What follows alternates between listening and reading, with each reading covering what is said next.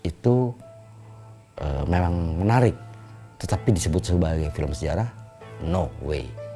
Sebagai film dokumenter, no way. Itu film thriller biasa. Dan film itu jelas adalah propaganda Orde Baru untuk mendapat legitimasi bahwa apa yang mereka lakukan ketika itu membantai ratusan ribu orang itu benar. Yang mereka lakukan sepenuhnya itu adalah imajinasi dari Arifin Senur sebagai sutradara yang mencoba mengikuti pesanan dari Orde Baru ketika itu.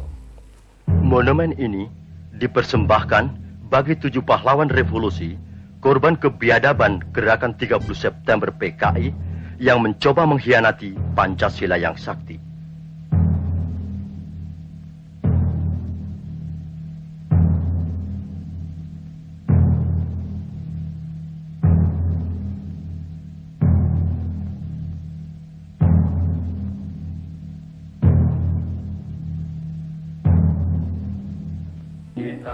Gini, film itu dibuat tahun 82 dan kemudian dirilis tahun 83 atau 84. Dan film itu jelas adalah propaganda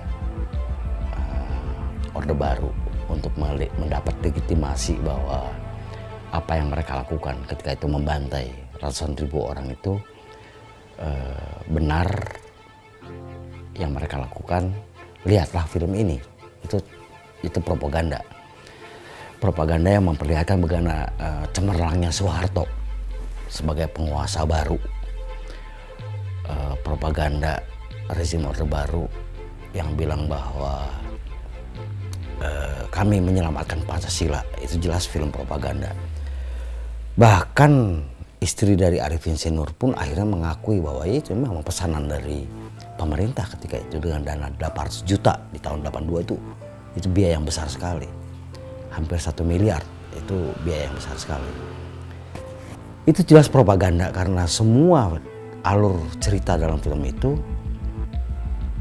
betul-betul mengikuti keinginan si pemesan Orde Baru ketika itu.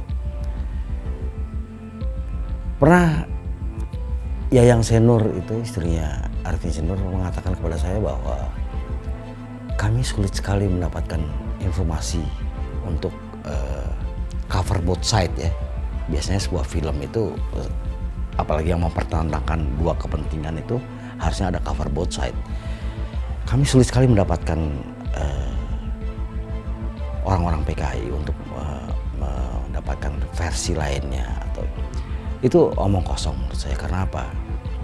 Karena di tahun 82 sudah banyak sekali orang-orang yang keluar dari tahanan, pulang dari Pulau Buru akibat tekanan Amnesty Internasional, sehingga Indonesia akhirnya melepaskan hampir 90% dari tahanan politik mereka karena tekanan Amnesty Internasional.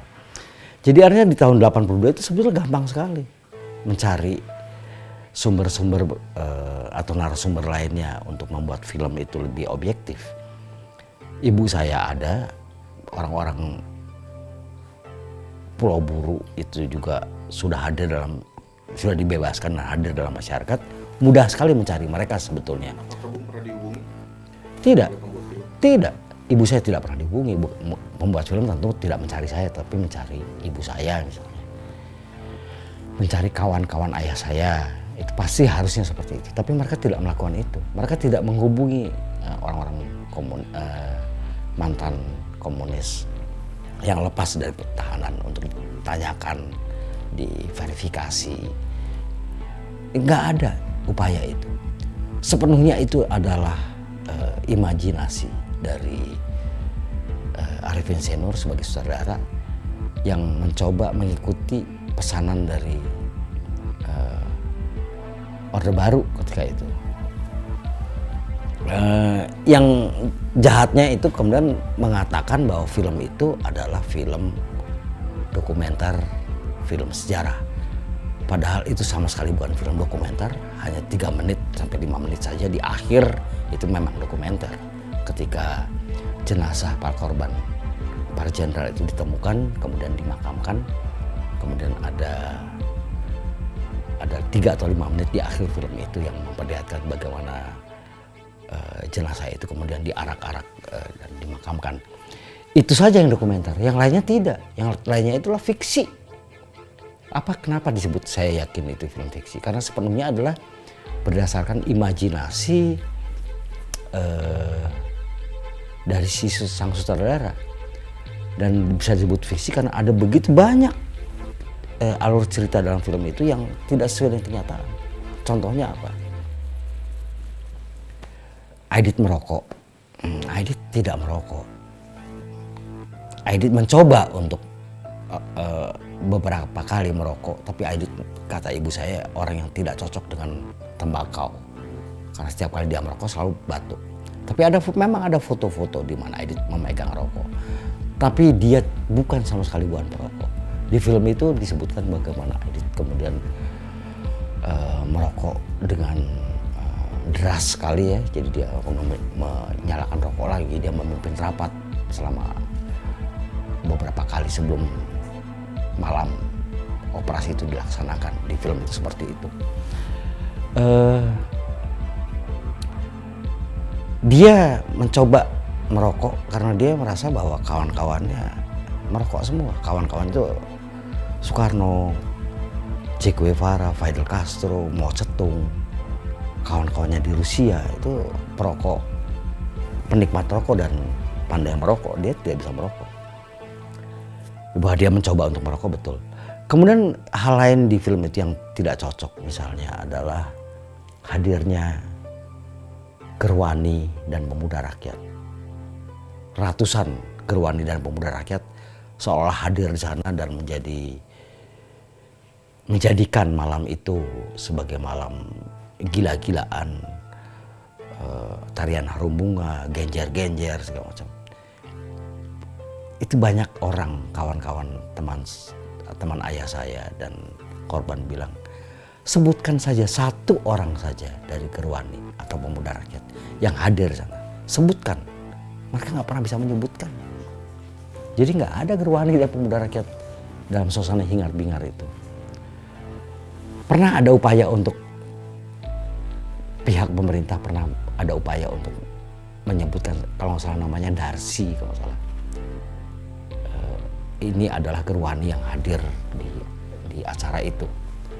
Tapi kalau kita urut Darsi umurnya berapa dan ketika itu acaranya di tahun 65, ketika itu Darsi baru umur 11-12 tahun. Dan Darsi itu memang pelacur di Kramat Tunggak. Jadi rupanya ada upaya untuk membuktikan itu dengan mengambil orang dari Kramat Tunggak dan bilang bahwa ini adalah Gerwani. Untuk bilang bahwa Gerwani itu ya pelacur di Kramat Tunggak lah. Itu omong kosong semua. Itu menunjukkan bahwa nggak ada Gerwani di sana, nggak ada pemuda rakyat di sana. Satu lagi yang membuktikan bahwa itu tidak cocok juga adalah ada seorang polisi namanya Sukatno kalau nggak salah. Sukitman. Oke. Sukitman. Yang tidak sengaja akhirnya terbawa ke Lubang Buaya. Ketika itu dia sedang piket dengan menggunakan sepeda ketika operasi sedang berjalan. Dan kemudian militer melihat bahwa ini orang harus diamankan, dia dimasukin ke dalam truk dengan sepeda-sepedanya, dia dibawa. Pengakuan dia ketika itu, ya ketika itu suasananya hening, ketika itu ada banyak tentara hadir di sekitar situ dalam suasana yang mencekam. Dia ketika itu, Sukitman itu ada di kabin truk tentara, kemudian dia diminta untuk beristirahat supaya hangat, tidak kedinginan. Sepi sekali, dia bilang. Hanya ada satu rumah dengan lampu yang temaram, dan ada rumah lainnya lebih jauh lagi, dan ada tangisan bayi. Ketika itu ada pengakuan dia seperti itu, yang kemudian dia revisi. Jadi ketika dia sadar dia adalah saksi suasana ketika itu, dan itu membuktikan bahwa tidak ada hingar-bingar Gerwani pemuda rakyat dengan obor dan tarian, nyanyian dan sebagainya. Ketika dia sadar bahwa dia adalah saksi dan dia pernah mengatakan suasana ketika itu hening sekali, mencekam, sepi sekali, dia revisi pengakuannya di tahun-tahun terakhir itu. Jadi ada banyak cerita dalam film itu yang tidak sesuai dengan apa yang sebenarnya terjadi. Itu sama sekali bukan film sejarah menurut saya. Itu film thriller biasa. Memang ada kelebihannya, film itu dibuat sedemikian rupa sampai pencahayaannya, suaranya itu dibuat dengan akurat benar, dengan perhitungan baik sebagai sebuah film yang secara sineas itu memang menarik. Tetapi disebut sebagai film sejarah, no way. Sebagai film dokumenter, no way. Itu film thriller biasa. Kira-kira gitu. Banyak adegan yang tidak benar, seperti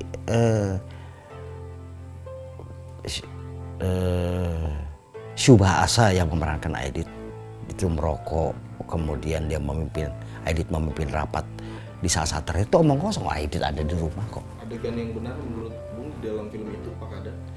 Kalau kejadian penculikan kepada para jenderal itu secara akurat benar. Jadi bagaimana DI Panjaitan kemudian menjadi korban karena dia melindungi Nasution, bagaimana Ahmad Yani, bagaimana kemudian juga DI Panjaitan tewas. Itu semua benar karena mendapatkan informasi dari pihak keluarga. Urutan kejadiannya itu benar. Tapi di luar itu saya bilang salah.